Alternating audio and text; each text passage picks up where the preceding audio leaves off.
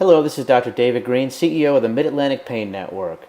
Today's topic are the top 10 ways to avoid the need for a joint replacement.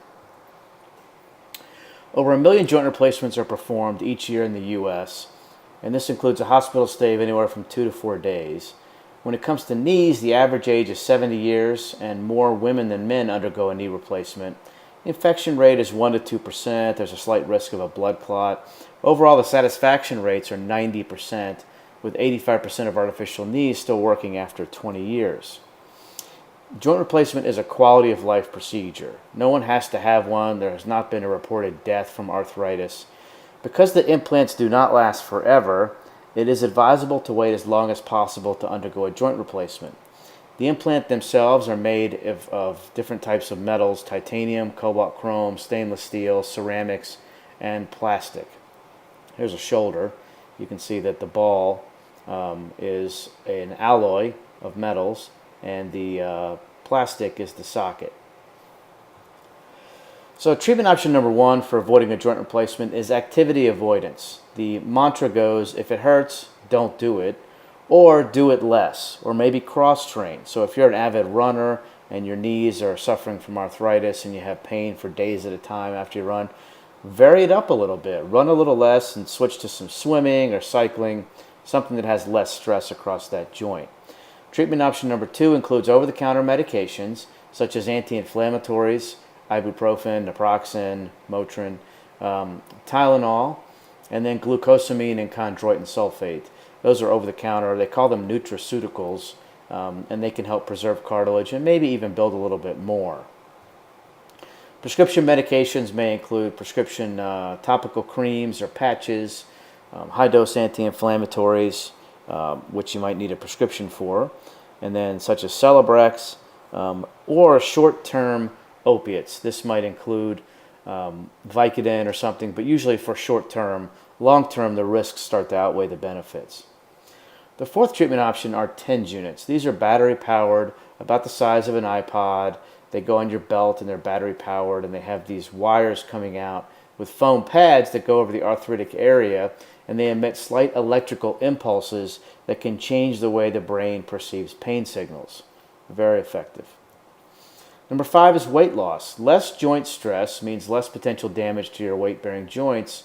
Losing weight can strengthen with exercise, can strengthen the muscles around the arthritic joint, also lessening pain. So all in all, it can be an excellent way to relieve joint pain. Number 6 is physical therapy. It's well known that strengthening muscles around the arthritic joint can help take pressure off of the joint and relieve pain. Additional modalities may include, such as you see here with ultrasound. Also, electrical stimulation can help, and then stretching is beneficial too.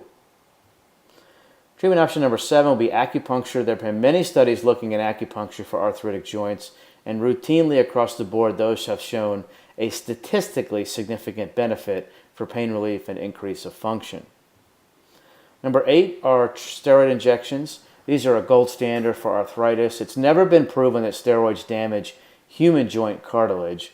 That was shown in small animals. It was not repeated in large animals that didn't show joint damage, and we haven't seen that in humans yet either. It's just a theory.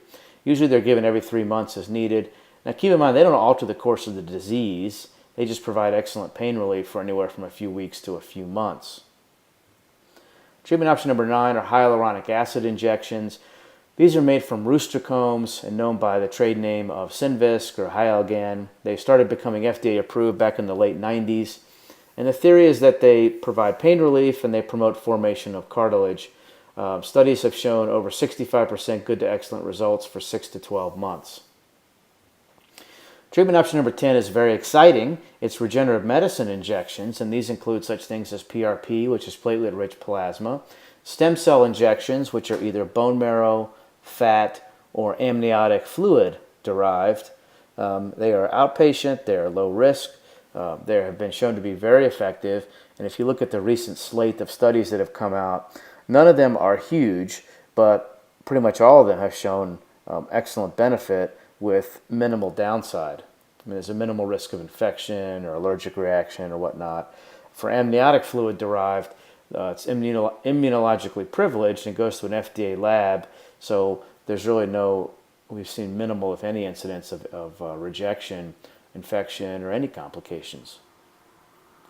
What are the outcomes? Well, most patients are able to delay or avoid the need for joint replacement with these 10 options. Most joint replacements end up fine. They have a great outcome rate. There's always a chance of complications, though, and it should always be looked at as a last resort quality of life procedure.